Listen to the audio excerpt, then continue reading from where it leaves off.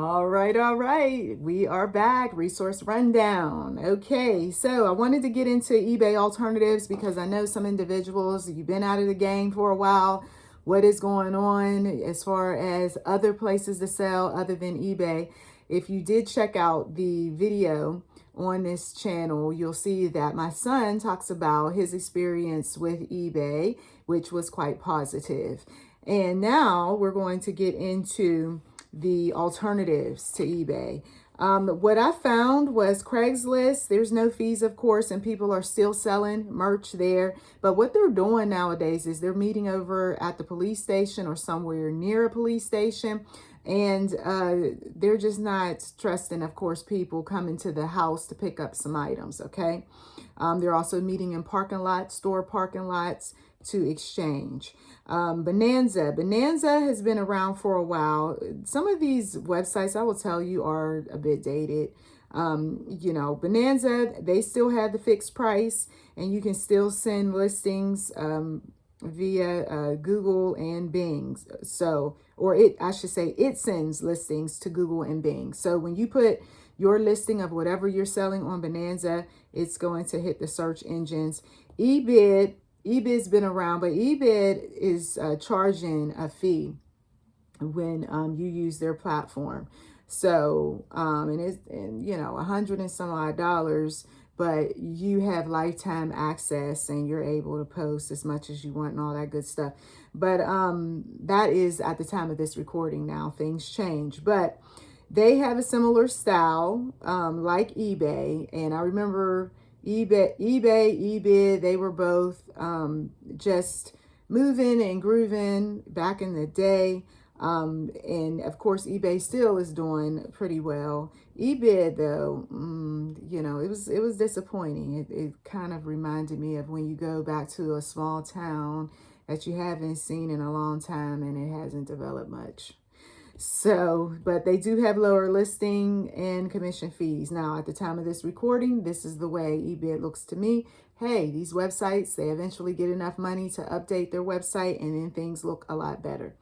Etsy, there is a commission fee. There is direct sales that are involved with Etsy. This is not an auction site.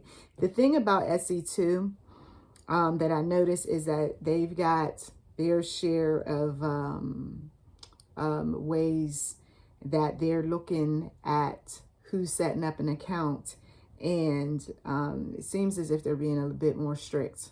So just so you know, if you're going to sign up with Etsy, make sure you've got one of those websites or what have you, or your idea for selling items is unique and it isn't cookie cutter. And also be careful who you hire to create your or build up your account, because it seems that certain countries have been known for scamming and doing all sorts of things. And so they've got their watchers, if you will, to keep from certain countries creating sites. I know it's quiet as it's kept, but personal experience, so there is no disinformation or anything like that. It's facts. I already tested it out. So there are some countries that are not so easily getting on there. Another thing too is eCrater.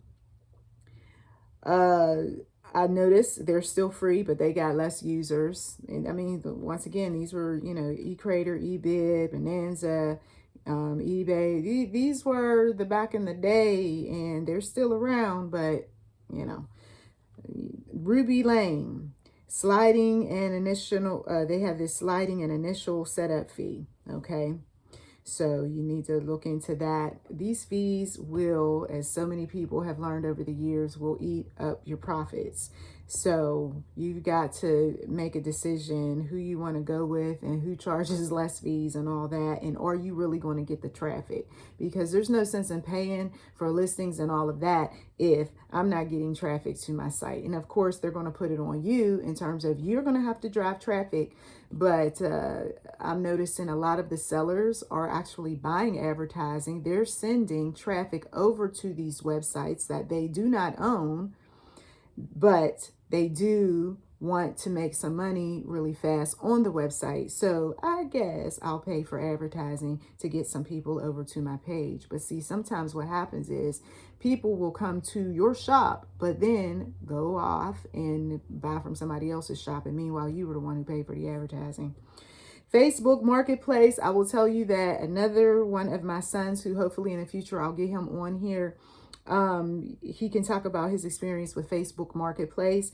But my understanding is it is so much better than all these other ones. Another person told me Macari, the app, that one for her designer stuff, she did really well. So there's apps out there, of course, that you can do a search to find out what is the best and the greatest and all of that good stuff in your neck of the woods for selling merchandise in your area.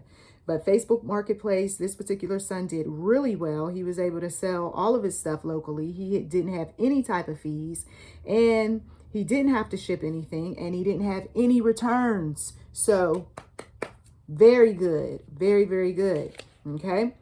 So this is what we got right now in terms of recommendations that I personally looked at. Of course, there are other alternatives out there for selling, and you can be really creative and come up with your share of ways of doing it. But for those that listen, that they're old school coming back around and, you know, getting a little taste of what is new and what is still and what isn't, voila, there you have it. I thank you. Thank you for taking the time out to listen to Resource Rundown. We'll have some more running down up ahead very soon.